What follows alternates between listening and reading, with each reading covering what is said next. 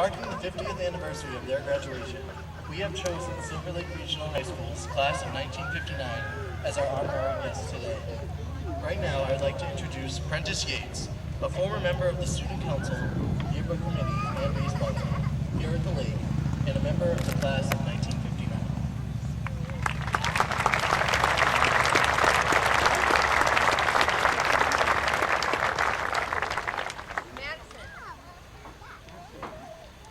Thank you for that introduction.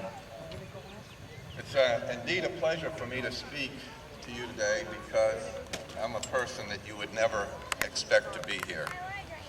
My father-in-law told me a long time ago to be bright, be brief, and be gone, and I intend to do all three.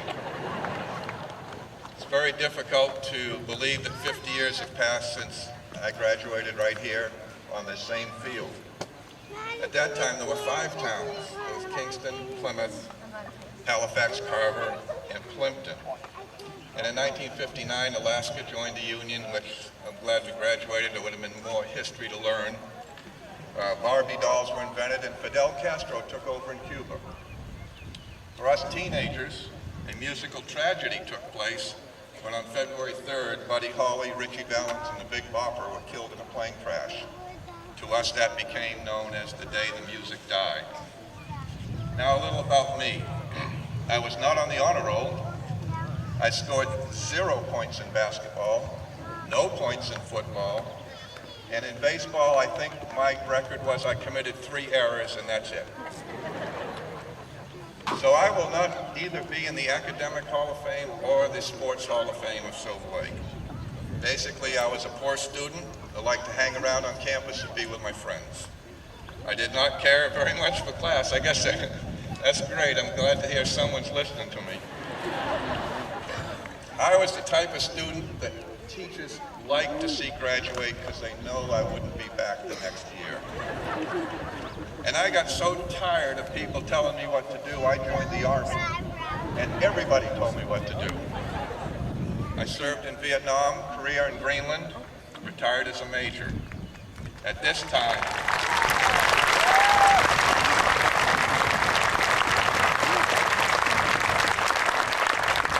thank you. At this time, I want to honor all those who served and those seniors entering the service, and I've met one that is going in the Air Force. To those who served, welcome home. To those who are entering the service, Godspeed. I salute you. You are my heroes.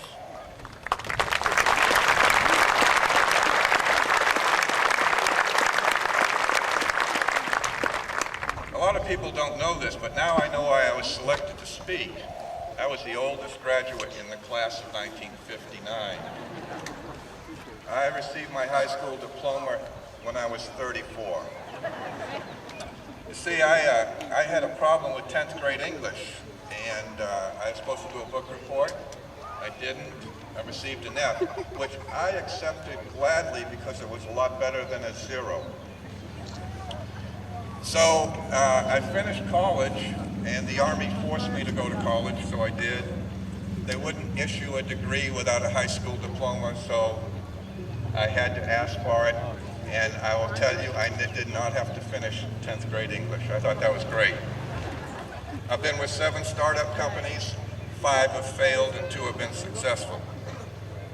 That's enough about me. How about the class of 2009?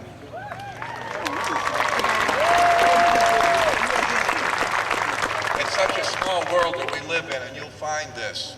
I was at a basketball game at the University of Cincinnati where I went to graduate school. And who walked in but Coach John Killalay, who was the coach here when I was here. The football coach at the University of Cincinnati was Tim Murphy, who is from Kingston and graduated from Silver Lake. Where I live in Florida, the land I live on was owned by a classmate of mine from the class of 59. 6 months ago, I was working on a car. I still am crazy about building cars, waste my time. I couldn't get something to work, and at 2 a.m. I woke up, and something my vocational teacher had taught me here at Silver Lake. I woke up, went out in the shop, and it worked. So you will always remember what you learned here, even though you might not have been a great student. Now, the I'd like to just give you a few things I think you should do, and this might help out this class of 2009. First of all, if you watch the news, you're just going to give up. Everything's wrong. You have war, you have economic tough times, people getting laid off, people losing jobs. So you can sit around and say, woe is me, or, as Eldridge Cleaver said, you're either part of the problem or part of the solution. Don't be part of the problem, be part of the solution. Don't sit around waiting for someone else to solve the problem. Second thing is, understand how money works. Your local bank will give you 1% on your savings account and then loan it to somebody at 4%. They're making 3% on your money. Learn how to loan money and not borrow money. The next thing is learn what's simple interest and compound interest, and learn how to balance your checkbook. Manage your money. Your goal should be financial independence. Notice I did not say get rich. Be financially independent. And above all, do not base your self-worth on the amount of money you have. The third is set your goals and don't let anyone change them. Now, if you join the Army, that's not going to work. They're going to set the goals for you. The fourth is think big. Your iPod has 1,000,000 times more memory than the first IBM PC I used. 1,000,000 times, maybe even more. So, what are you going to do with the computers in your 50 years? Many don't know this, but the biggest computer makers are actually the automotive industry. There's about 20 computers in every car. What would happen if you came up with a system for spinal cord injuries and you put like an iPod above the brake, iPod below, it traced all the nerve endings, the two boxes talk, and the person walks. It would put the wheelchair industry out of business, which is a good deal. How about televisions that projected the picture into the room so you would be part of the action? You could be right in the middle of a football field. You could drive a race car. What about a computer that would predict disease, or better yet, give you tips on preventive medicine? It's only limited by you in the class of 2009. The fifth is integrity, and I think this is more important than anything you do.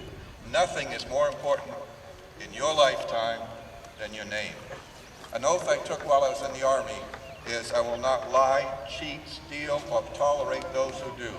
If you give your word, sign a document, or pledge to accomplish something, keep your word. You can't buy your integrity back. My high school teacher that failed me had integrity. I moaned and cried and did everything, no way. So I learned it early. In review, I just want to say this: be part of the problem, part of the solution, not the problem. Second, understand money. Third, set your goals and go for them. Fourth, think big. Fifth, don't do anything that would affect your integrity. Your word is your bond for life.